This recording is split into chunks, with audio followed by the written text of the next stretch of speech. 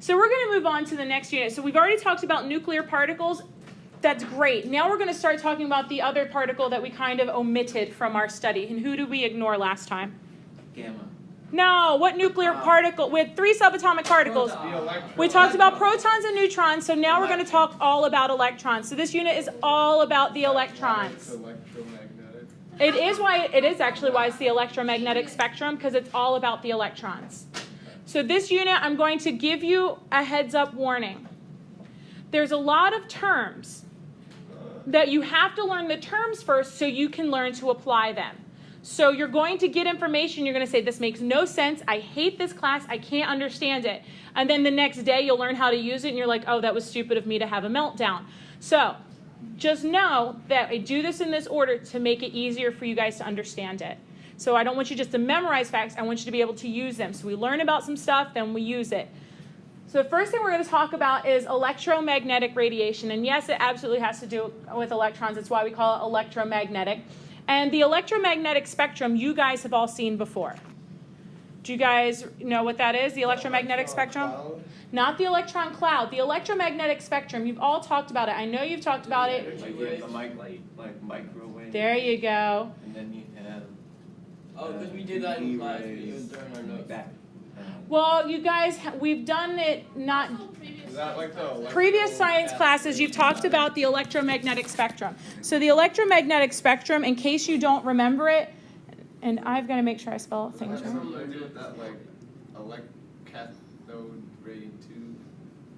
The cathode ray tube, yeah, kind of. But this one here, I know that, Aaron, I know that you have been exposed to this before, only because I had you in biology. So the electromagnetic spectrum, I know that you have heard before, but you just don't realize that's what it was. The electromagnetic spectrum shows you a relationship between wavelength and frequency. And it starts with things like, who knows what's on at the beginning? Do you know what's at the very beginning, the lowest one? Don't even look it up, just try to guess. Not visible light. Your visible light is part of this, though. You start with radio waves. And then after radio waves, you have microwaves. Yep. After microwaves, you have infrared. After infrared waves, because I want to make sure you spell it right. Visible light spectrum. Infrared. You have the visible light spectrum. After our visible light spectrum, which is why I know you had it in biology because we talked about it when we do photosynthesis. After the visible light spectrum, you have ultraviolet. Except I'm going to spell it right for you. Yes, ultraviolet. Then you have X-rays. Those can damage you, right? Absolutely. So can ultraviolet rays. That's why we have to wear those pads. You wear like that. The lead. And why else do you think you would wear lead? Because lead can stop Anything. gamma. Very good. And you know what comes after X-rays? Gamma rays. Oh my god. I said visible light had more energy than gamma rays. Gamma rays have the most energy. Remember, pure energy all the way through. This is your electromagnetic spectrum. And over here you have long wavelengths, and the wavelengths get shorter. Wait, so what's the X-rays? How come they're just putting the lead over the part that's not getting X-rays? They're actually, if you think about where they actually put the lead belt, they're going to put it up here on your neck to protect your thyroid, because the thyroid is the site of metabolic function in the body. They're going to put it usually on this general area. For gentlemen, it's probably just over your lap, but for ladies, they'll do it a little higher up. Why do you think we're doing that? Did you say this genital area? The general area, yeah, to protect your gametes. because it can degrade your gametes. That's why it's going on there. And any place else that's going to be directly exposed, like for example, if you were a veterinary technician and you were holding down an animal that was getting an x-ray, they have gloves that you put on so you can protect your hands because your hands are going to be constantly getting shot with those x-rays. But usually it's just the area, like they put it over your chest here. Why do you think they put it over your chest too? It's like an apron. Protect your heart and your lungs and your internal organs. Need an X-ray of that area. Then they will, when they do it, it's very, very, it's very directed. You've watched Breaking Bad, right? They cover everywhere. They cover everywhere, but when they're doing it, remember they draw like a little dot on him when they're doing his chemo on there and he's laying on the table. It's very, very directed like that. They want to expose you to as little x-rays as possible, which is funny because, yes, that's different. What's funny though is, do you know that I take the anatomy class, so you'll get to see it. There's a place called the Museum of Surgical Sciences. How do your parents check to see if your shoes fit you? Like when you were a little kid, how would they do it? They use those little. No, they use a little size thing. Did they? But once you put them on, how do your parents tell if they fit you? Your toes. They put their finger right there and they're like, oh, I can feel your big toe. And that's how they could tell if you had room to grow. When X-ray technology first came out in the 1800s and 1900s, do you know what they had in every shoe store across the land? An X-ray machine. And they would stand in there and you'd put your feet in the bottom of the X-ray machine inside the shoes, and they would be able to see where your foot fell inside the shoes. That's unnecessary. But they didn't know it was going to damage them. They thought, look, technology, we're super cool and super advanced. Not at all. What people started to end up with tumors who worked in there because they would just go in and show the people how to work it and stuff.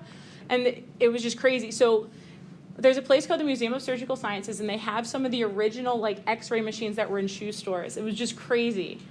California recently released a study that everything causes cancer. Oh, well, everything does eventually. Frequency, so if the wavelengths are the longest are the radio waves, the shorter wavelengths are the gamma rays. Frequency for this one here, more Diet Coke? So the higher energy, the shorter the wavelengths. Higher the energy, the shorter the wavelength. So this one over here is high frequency. This one over here is low frequency. We're going to talk about what these things mean. An easy way to remember that infrared comes before things like visible light, and ultraviolet comes afterwards. Who knows the visible light spectrum? RGB. Roy G. Biv, not RGB. You forgot it, orange and yellow. They don't like you anymore. Roy G. Biv is the order of the visible light spectrum. So it goes from infrared to the R in the visible light spectrum, which is red. Then we have orange, So it's before that. yellow, that's exactly right. Green, blue, indigo, and violet. And what comes right after the visible light spectrum? Wait. X-ray. Nope. Ultraviolet rays do. Because it's after violet. Because it's right after violet. Oh. Look at the So look at you being able to use your terms. Green, You will have to know the order. blue, Yes. Indigo. love, Indigo, not love. Indigo. And violet. indigo, violet. So let's talk about these electromagnetic radiation. This electromagnetic radiation we know is going to travel in waves. And you guys already know a little bit about waves because you had your friend Gamma the last unit. So the first property of waves that you have to be able to understand or to be able to use is going to be, get out of my way, frequency. Frequency. So if I say to you, you do something with great frequency, what does that mean? You do it a bunch of times in a row, really fast. Often. Like frequency, like how frequently you do something, it's how often. So when we talk about for wave frequency, it's the number of waves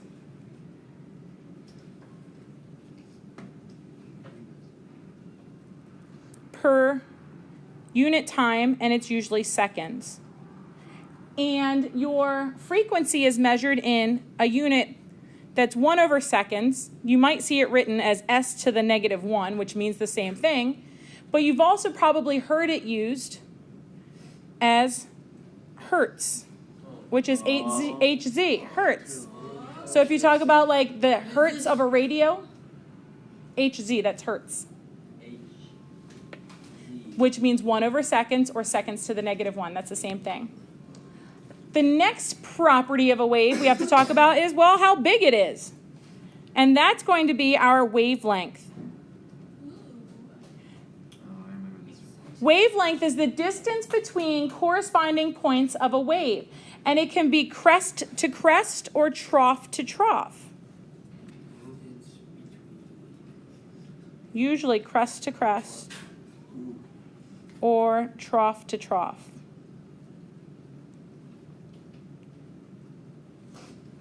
But it can be two uniform points that are similar. What do you think your wavelength, which is a distance, what do you think your SI unit for that's going to be? What's it going to be? What's the SI unit for distance? Meters. Just meters. So your distance is going to be, going to be given in nanometers, but you always have to do your conversions. Convert to meters. So, and then the last part we have to talk about is the amplitude. The amplitude is the size of the wave peak. So like an amplifier amplifies the size. And there's not really a unit for amplitude. So if we look at this little diagram, let's label what these things are. Well, we'll do that tomorrow. Have a great day. All right, guys, we are going to finish up this little unit.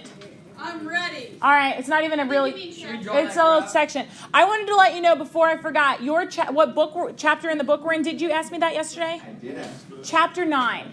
Oh, 9. Yes, because chapters 5, 6, 7, and 8 all have to deal with balancing equations and naming things. But I think in order to learn how to name things, you have to know how they're bonded. In order to understand how they're bonded, you have to know the relationship between electrons. So our previous unit with our nuclear chemistry, we had talked about the subatomic particles, and we talked about the nuclear particles and nuclear reactions. Now all we're going to talk about are electrons, which leads us into electron behavior so we can learn about bonding to learn how to name things. So we skip to chapter 9. So if you look here, this is a simple diagram. This diagram is almost identical to the diagram in your textbook. And this is what you would call a typical wave cycle. So if you look here in the center, you've got the origin. And the origin is basically your point of reference in the middle. So that would be this area right there. Actually, let me go ahead.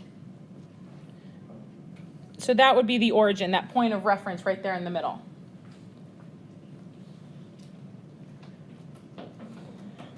The top of the peak right here, this top point right there, same thing with this top point right here.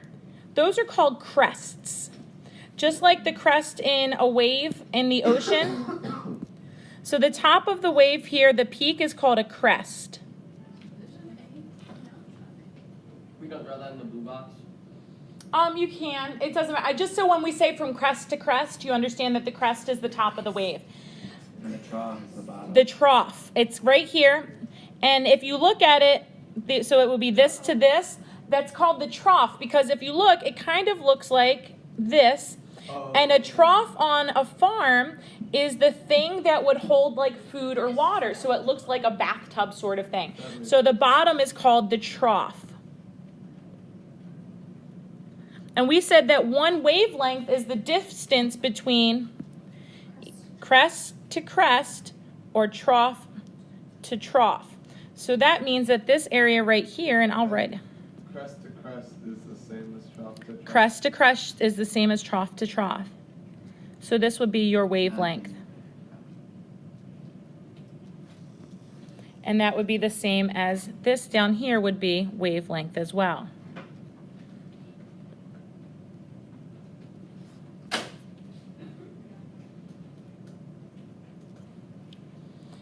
Now, if you look in this box here,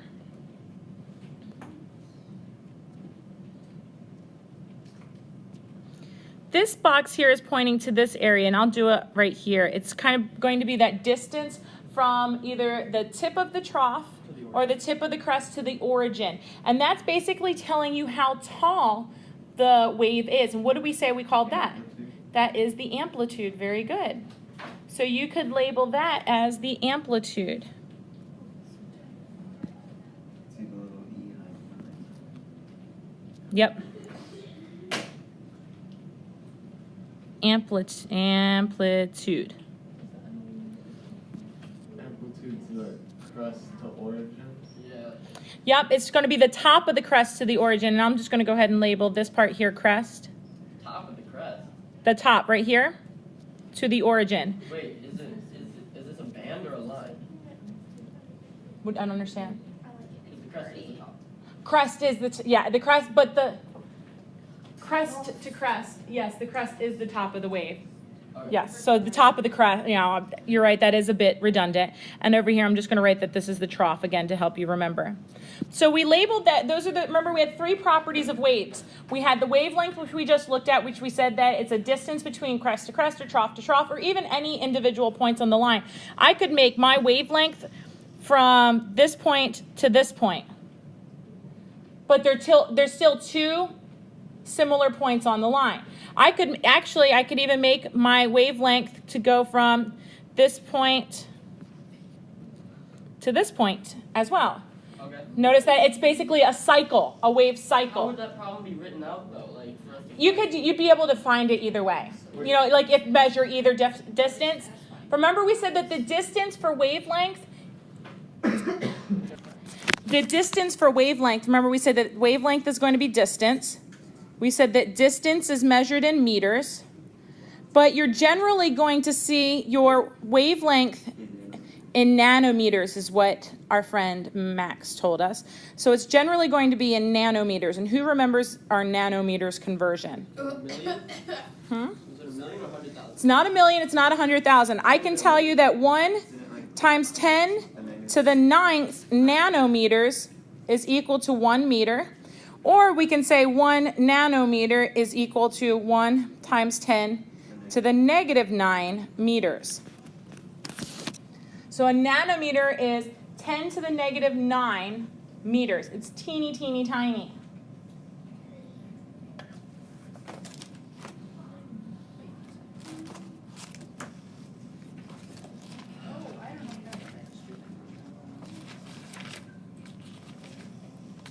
Yeah, what's that noise? That is the wind coming up on the blinds. Fix that. Probably. I think it's the kid from Stranger Things. It's not what it is. I thought it was Aaron breathing, not gonna lie. Wow. Sorry. Sorry, Aaron. Sounds like you're a mouth breather, sir. It's true. You should note that the wavelength for visible light, that's because I just told him that the radiator is broken now. The wavelength for visible light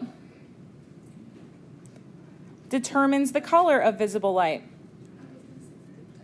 Oh, and that's like the colors that we did yesterday, right? Mm-hmm.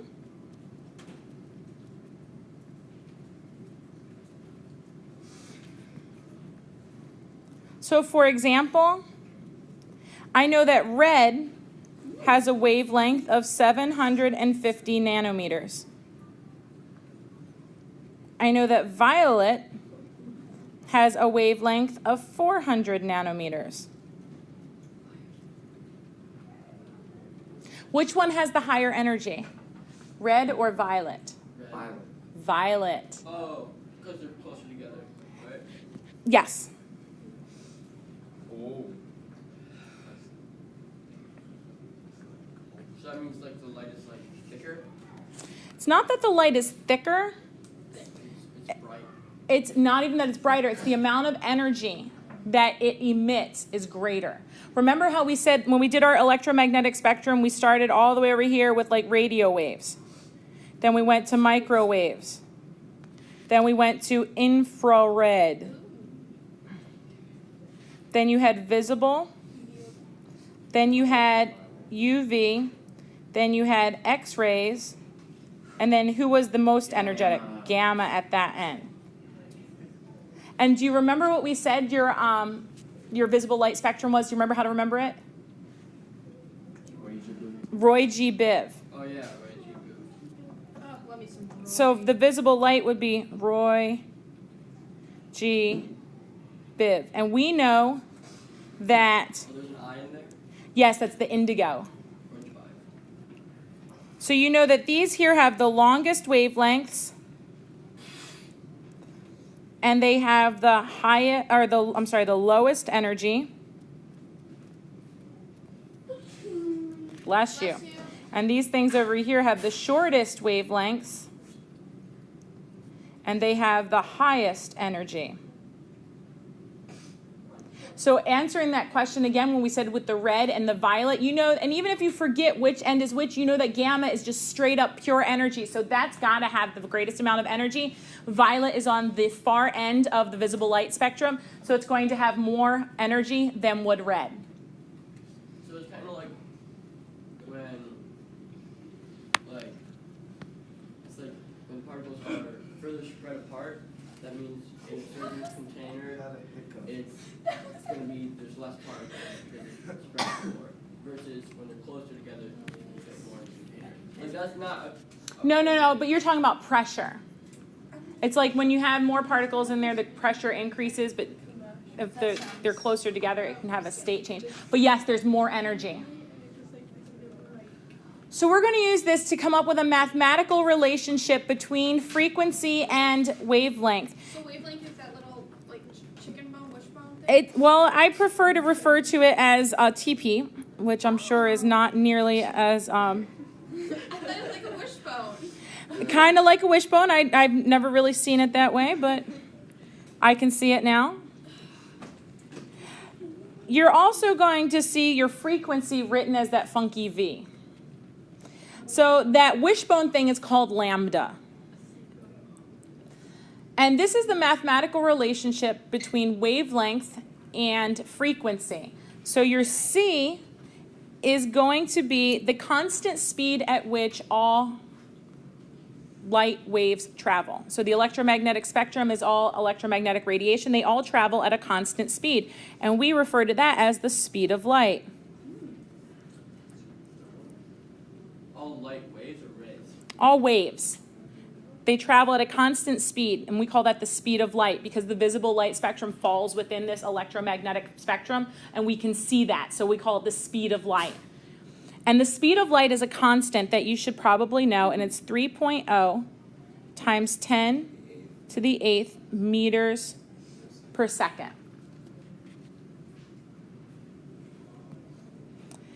And the TP, which is completely politically incorrect, is actually the lambda, which is a Greek letter, and it stands for wavelength.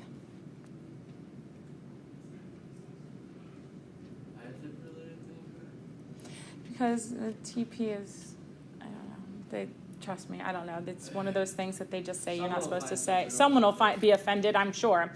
I'm sure because I said lambda funny that I've offended the Greeks. I apologize, Andrew Toothless.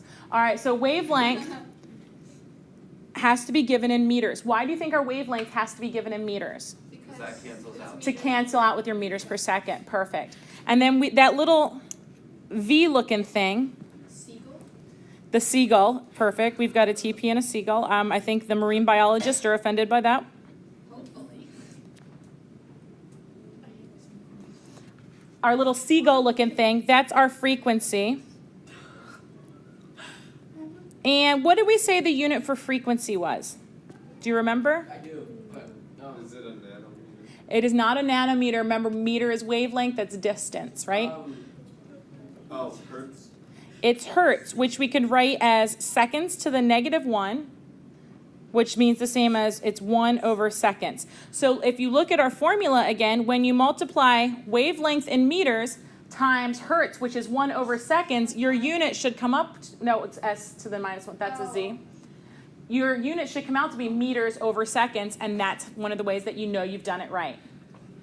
So does meters take the place of 1 in the seconds? Yes, because that's like you're multiplying it. So that would be like saying meters over 1. Like if we were doing dimensional analysis, you would have meters over 1 times 1 over seconds, and then you would multiply the top by the, and the bottom, and you'd end up with meters over seconds. Speed of light is meters over seconds. Correct, every single time. This is why we need to convert our wavelength into nanometers when we have it. So it's like. You mean meters? Meters, thank you. Okay, I want us to practice doing one because this is what your homework's going to be on tonight. Oh, God. Part of it. Remember, we decided that red has a wavelength of 750 nanometers. I want to know the frequency of red light. Okay. So how would I do that? Good luck. You have two. I know, well, I'm going to have to do C equals lambda Siegel, TP Siegel, right? So how do I solve for just Siegel? Well, we know. C divided by lambda, or C divided by TP. So C over lambda is equal to Siegel. What do we know? We know what the frequency. We know what the frequency is. We don't. That's what we're solving for. We know what the wavelength is, but we have a problem with that. We can solve the TP. Okay. C is the speed of light. 3.0 times 10 to the 8. Oh, so C is our constant. Right. So that's 3.0 times 10 to the 8th Over meters per second. nanometers. We have to go The over lambda is equal to the wavelength, which we want to get in meters. Do the thingy dingy. So That was we'd have to English. do it times 750 nanometers over 1. I know that 1 times 10 to the 9 nanometers is equal to 1 meter. So go ahead and plug it into your calculator. Marky Mark is the... Back to these. Back to these. It doesn't really go away. Unfortunately. It doesn't. It's all year. Oh, heck yeah. Plug it in. Plug it in. Was that a song? It was from the old plugins commercials, the Glade. Oh, I Yeah, the Glade plugins. Yeah. No, say it out loud. You gotta have someone check it. No. Wait, can you? Thank you. I don't know what that was. I get my calc out. My calc.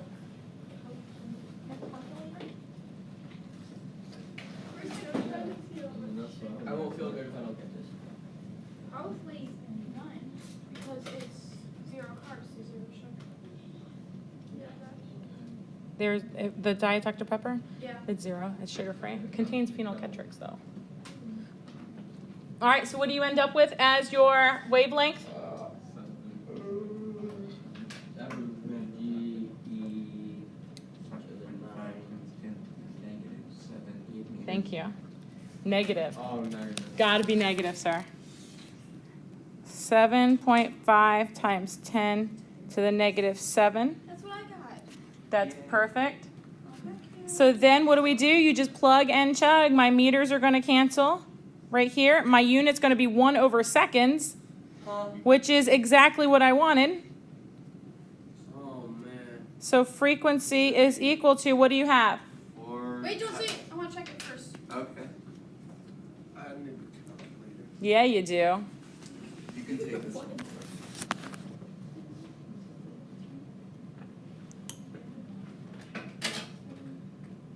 Oh, I did 77.5. I'm sorry.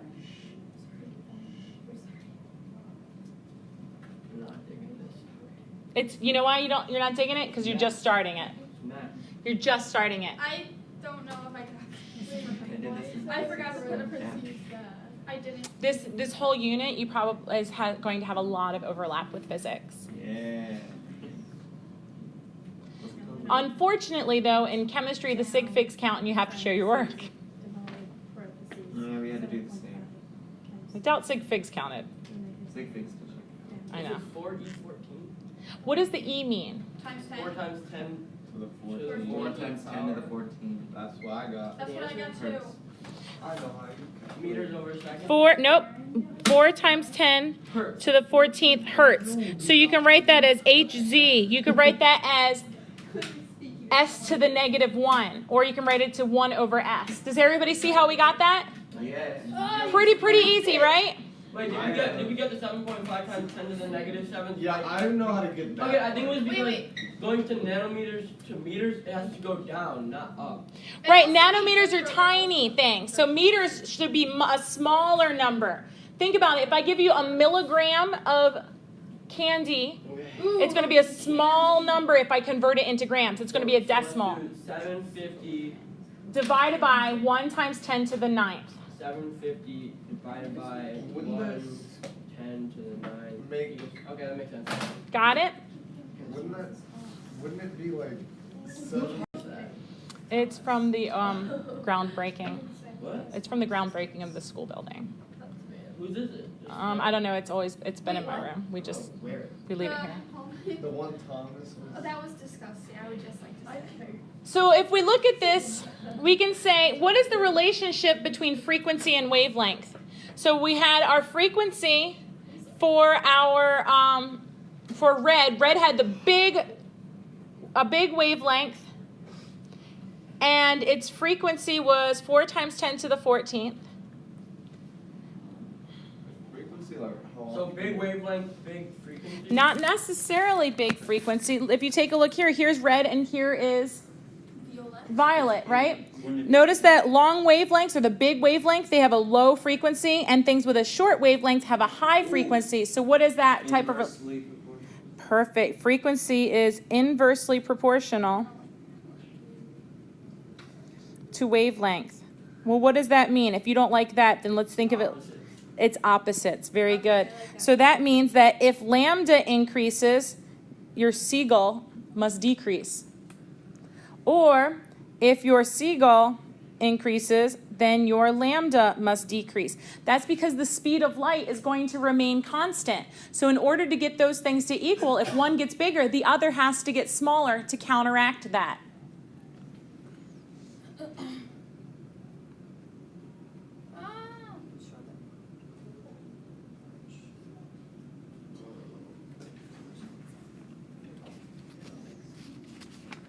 Okay, I get it. Okay? I'm just shaking. But you're going to get better. So along comes this guy named Einstein. He works with this dude named Planck, right, who are like friends with this other guy named Niels Bohr, whose mommy did all of his writing for him because he didn't like to write, but he liked to think, so that's how we got some of the stuff we've got. And Einstein came up with this idea. He said that the wave nature of light, just using the electromagnetic spectrum, could not explain all the observations from experiments that they had seen. So he came up with this idea that we refer to the duality of light. What does duality mean? What is dual? Two. This means that light can behave two ways, and those two ways can act as a wave, or it can act as a particle. And the way in which he came up with that is he observed something called the photoelectric effect. And the photoelectric effect happens when light strikes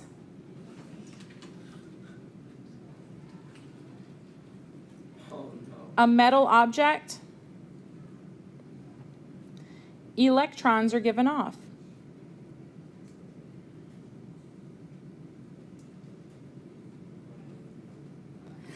Basically, what that means is if you think of the light of a flashlight as being a beam of particles coming off of your flashlight, if you shine your flashlight on a piece of metal, will that beam not bend and be bounced back at you?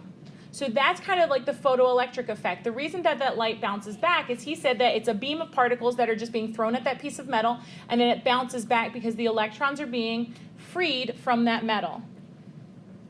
And this also gave us this idea of the atomic line spectra. And the atomic line spectra is taking it a step further and saying that not just metals, but when any element is heated. Does that have something to do with mirrors?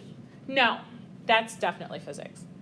When an element is heated up, it's going to give a unique frequency of visible and non-visible light. And we should be able to measure that. The whole thing about like lenses. Yeah, I don't like lenses. It's where things are like upside down, convex, concave. Was it like true or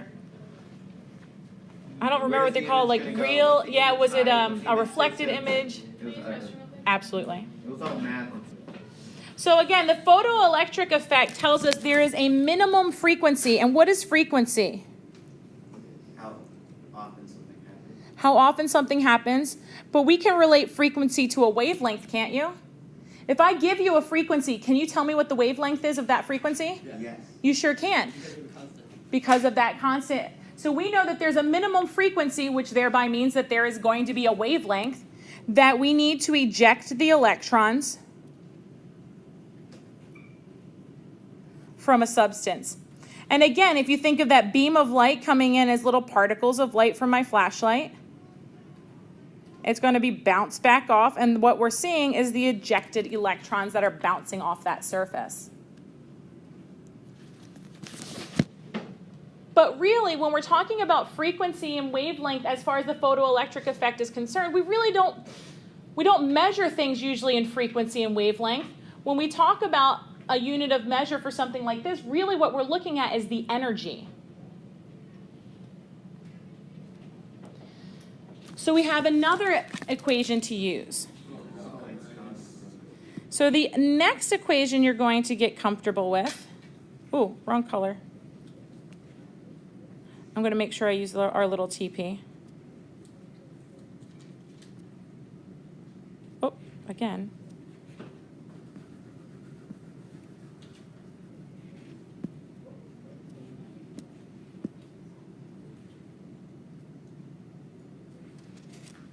Wait, that's not the TP. That's not the TP. I know. I lied to you. It's the seagull.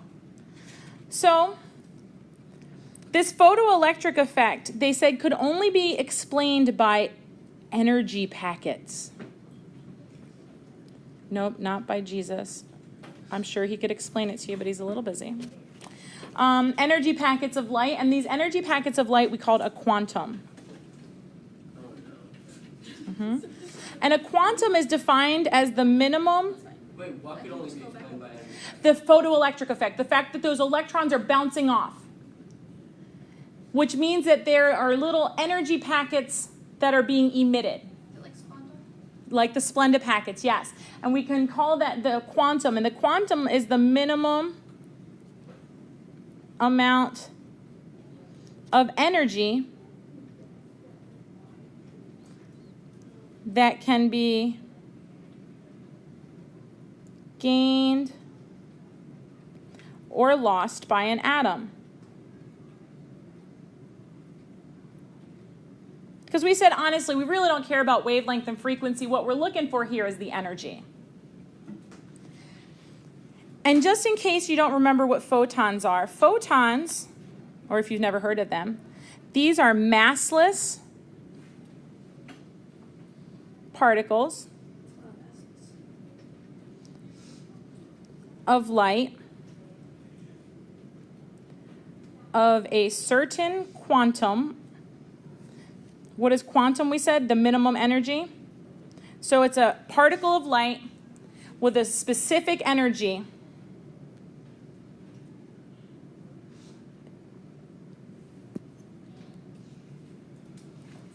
So in this equation, you've got three variables. We have E, we have H, and you have V, or our little, as we like to call it, our little seagull. The E is going to be what? Energy. It is an energy. Does anybody remember what our unit for energy is? Watts. Not watts up, but you're close. Moles. Joules. Joules. Joules is back. What did we say our seagull was? That's going to be our frequency. And what is your unit for frequency? Who remembers? Hertz. Hertz, which is 1/seconds. And then H is something we call Planck's constant. Maxwell Planck. Why do you put a line through your Z? So you can tell the difference between a Z and a 2. I put a line through my 0 so you can tell the difference between an O for oxygen. Because sometimes if I'm writing out an equation, it'll look like 100 H minuses instead of 100 hydroxide, or instead of 10 hydroxides. So I want to make sure that you know that. His constant, now this one here, it's not an easy one to remember. Sorry. It's 6.63 times 10 to the negative 34th. I don't like that. I know. And the unit for it is joules times seconds. So when you multiply joules times seconds by a frequency, what is your answer left with? Who knows? You tell me, look, if I multiply joules times seconds Joule seconds. over times 1 over seconds, what's going to happen here? Joule I'm seconds. just gonna let you up. Whoa. Joules times seconds. You're gonna be left with Will this make it easier for you if I put joules times seconds over 1? So remember when we did dimensional analysis, you multiply the top. So I would have joules times seconds over seconds. Now what do you have as your final answer for your unit? Your seconds cancel out and you get joules. That's why the unit is joules times seconds. So for this, we can say, for Planck's constant, remember what was the relationship between this one here? We're going to say as, Energy increases. well, we're going to let our energy increase second, but as your frequency increases, your energy increases. So so we can say that energy and frequency are directly proportional.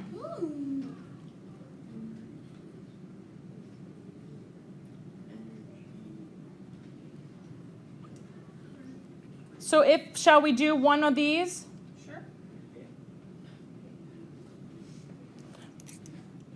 Maybe you can make us do it anyway. I want to make sure you can do it for your homework. So remember, let's go back. We said that for our red light, you had 4 times 10 to the 14th hertz was equal to your frequency. I now want you to tell me the energy involved with that. Oh, yeah. So it's just E equals HV. E is equal to 6.63 times 10 to the negative 34 joules times seconds times, it's a big number. This is a lot of writing. 4 times 10 to the 14th. I'm going to write it as 1 over seconds to show how my units cancel.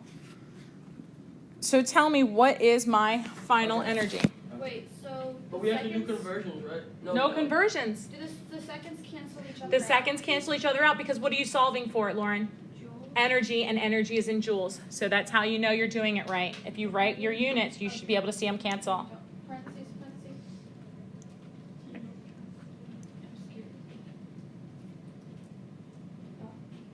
Oh no. Negative. Okay. 6.63 times 10 to the negative 34 Is it times 4 times 10 to the 14th. is it 2.652 times 10 to the negative 19? Is that what you got, Mark? Yeah. 2.65 times 10 to the negative 19. And what's your unit going to be, my friend? Joules. Joules is correct. So on your homework tonight, you're going to have problems that are going to ask you to solve for energy, but they're only going to give you the wavelength. What are you going to have to do first? You're gonna have to get that frequency. You're going to have to convert using the C equals I lambda remember doing to that. get your frequency and then plug in the frequency to get this. Yeah, really. So those equations work together. They're not just, how did we get the frequency for our red light There's here? 2 different constants, but we don't use them at the same time. Correct. No. Yes. That's not good. Yes.